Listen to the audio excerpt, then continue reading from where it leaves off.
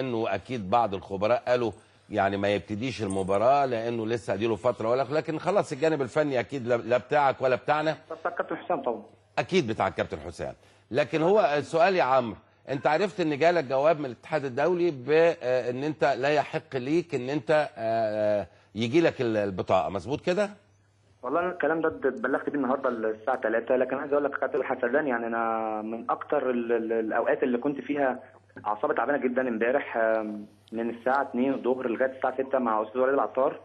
الاتحاد كان قاعد على السيستم هناك وقاعد ان هو يديني اوكي ان انا العب، لان حتى المؤشرات وحتى الناس كلها كانوا في الاتحاد، يعني استاذ وليد والكابتن مجدي عبد الغني بعد ما قروا البند 5 والبند 6 قالوا لي ان انا ليا حق ان انا العب، مفيش مشكله، وضعي مختلف عن حسني. المهم انا كنت عايش اجواء ان انا هلعب، خصوصا ان انا كنت دخلت مع الفريق كمان المعسكر في العين السخنه، وكنت اتمرن معاهم بمنتهى الجديه، وكنت عايش جو الفرقه. وطبعا كان يعني بامل قبل مباراه النادي الاهلي ان انا كنت العب مباراتين الدوري، سواء مباراه بترول اسيوط او مباراه المنصوره. نعم. بعد كده ان انا اشارك في مباراه الفيوم، حتى لو بالتدريج ان انا هوصل لمباراه النادي الاهلي اكون جاهز، لان برضه لازم الواحد يكون صادق مع نفسه وصادق مع جمهوره، لان دي مسؤوليه كبيره جدا عشان ان انت تقود الهجوم وتكسب ثقه الناس زي ما هي حطاها في عمرو زكي لاعب منتخب مصر.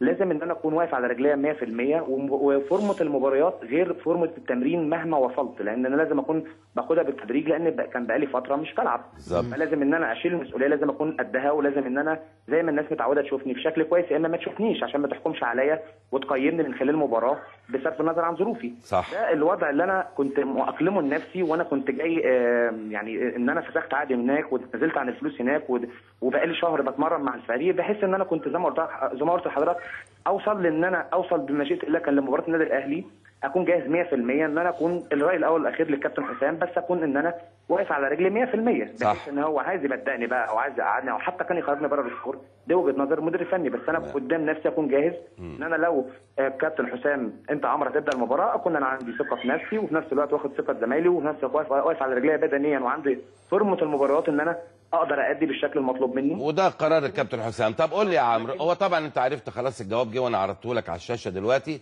وهو طبعا الاتحاد الدولي رفض منحك البطاقه الدوليه من منطلق ان انت ما تلعبش الناديين. ايوه ما تلعبش الناديين بالظبط في فتره قيد واحده، وفي نفس الوقت انت انهيت العلاقه التعاقديه بينك وبين هال سيتي بالتراضي قبل انتهاء مده الاعاره الاصليه بتاعتك، فده يتعارض يا عمرو مع مبدا عندهم اللي هو بيسموه نزاهه المسابقات. بص يا كابتن، ايوه الموضوع كله على بعضه ان انا طبعا اتفقت مع نادي هال سيتي، المفروض ان الدوري هناك بيخلص 9/5، فانا كان اخر مباراتين هناك ما كنتش هشارك فيهم لان كنت لسه في مرحله التاهيل، ما كنتش نزلت الملعب، كنت اتمرن لوحدي. فاتفقت مع الناس قلت لهم يا جماعه دلوقتي انا مستعد ان انا اتنازل عن شهر، الدوري هيخلص عندكم 9/5، فمستعد اتنازل عن شهر 5 واتنازل عن شهر 6، لان هناك يا ريتك ما تنازلتش بقى، لان الفلوس طارت عليك على الفاضي. والله كابتن كله عشان خاطر النادي. انا عارف يعني في مبلغ والله العظيم اكتر من مليون جنيه، والله العظيم يا كابتن. حرام والله حرام. عارف ليه يا استاذ فتحي استاذ حسن؟ لان لو عندنا المام باللوائح ما كانش عمل كده. انا حتى انا ده اللي مزعلني ليه يا كابتن، هقول لك ان انا عملت الجزئيه دي على امل ان البطاقه الدوليه دي بتيجي في يومين 3، حتى لو كان في رد انا كنتش لسه خلصت الروايه الرسمي، يعني لو كان في رد البطاقه الدوليه المفروض تيجي في يومين 3 سواء بالموافقه ان انا العب او بالرفض، لكن يستحيل يا كابتن ان انا افضل دم محروق وقاعد ضغط عصب، وحتى الجماهير وحتى الاعلام ضغط عليا انا كمان، وانا مش عارف ايه وضع لمده شهر، قعدت 29 يوم مستني رد ان يقول العب او ما العبش. يعني حرام، يعني انا لا استفدت ان انا العب، ولا استفدت ان انا اخد اجازه زي اللعيبه في الدوري الانجليزي ان انت بتقعد لغايه شهر 5، ولا استفدت ماديا. فانا كان لا انت ضحيت بصراحه. انا كان املي كله والله العظيم يا كابتن ان انا اكون مشارك زمايلي، ان انا كان عندي امل ان انا بمشيئه الله اكون متواجد في مباريات الكاس دي، ان احنا نعمل بطوله الكاس دي تبقى بديل لبطوله الدوري. ده واحد، ان انا كنت انهي الخلاف او اي لغط كان حصل يقولوا علاقه عمرو زكي بالكابتن حسام حسن، لا ده الراجل ده مثل الاعلى، وده الراجل ده المدير الفني نادي الزمالك، وكل الاحترام والتقدير ليه. رقم 3 ان انا كان بالنسبه لي كنت حاسس حاجه هتتحسب لي بالاضافه للمجموعه اللي معايا، ان انا طبعا خلال شهر احرز بطوله كاس مصر، فدي كانت بالنسبه لي تبقى اغلى من اي فلوس في الدنيا. بس عايز اقول لك حاجه يا عمرو بدون قطع حديثك، برضو بحمل انت عارف نادر شوقي حبيبنا، يعني بحمله برضو جزء من المسؤوليه ان هو شاطر نادر ومتصل وعنده علاقات جيده، لان هو قطع بان بطاقتك هتيجي، ولكن بعد مباراه الزمالك والاهلي لو برضو اتصالاته الحلوه معاه محامي مثلا شاطر او بتاع كان عرف، لان الحاجات دي يعني مفترض ان لوائح معروفه وفقا للكواليس، هي ظروف بتتبحث كل حاجه على حاجه. هي ظروف يا كابتن، وموضوع البند ده فيه لغط كتير، يعني يقول لك بند ما يحقش للاعب ان هو يلعب لناديين، ده واحد، او ما يحقش لاعب ان لازم يعدي عليه فتره قيد اللاعب المعار.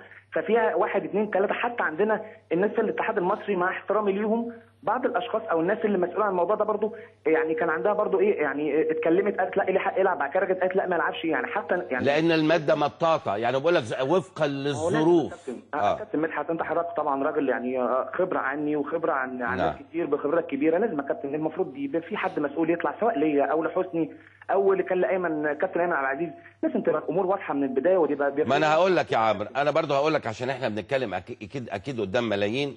الماده يا استاذ فتحي واستاذ حسن هي ماده مطاطه، الماده 6 بقول لك ايه، بحث كل حاله على حده، فما يقدرش مخلوق يا عمرو يطلع يقطع لك بشيء، ولكن لابد ان يتبعت رسمي للاتحاد الدولي، والاتحاد الدولي يبحث ويبعت.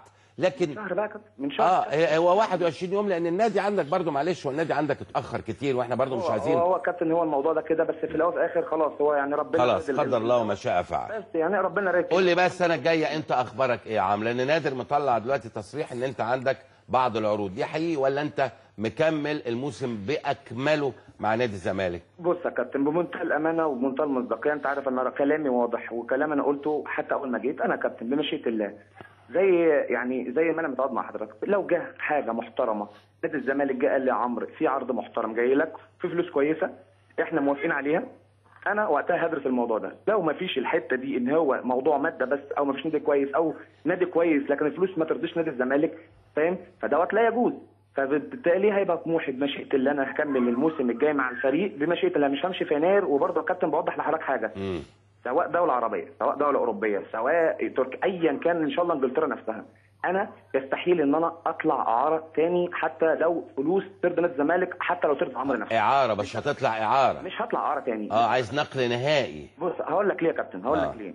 انا كابتن اسوأ فتره عشتها هم خلال سنتين، يعني انا كان زي دلوقتي ممكن اكون بلعب في تشيلسي او ممكن العب في الحته الكبيره دي بسبب الاعاره وبسبب اللخبطه وعدم الالتزام وعدم النظام وعدم الراحه النفسيه والتشويه اللي هو كان حواليا، ان كل شويه نادي عاوزني وكلام كبير. انا كابتن لو انا بيع كان الامور دي كلها زي ما انتهت. لو انا كنت طالع ويجن بيع كان ذات ويجن يبيع الان نادي في الوقت اللي انا كنت فيه متالق، لكن انا مش معقول كل ما اجي شهرين ثلاثه. اتعرض ايامها كام يا عمرو من ويجن؟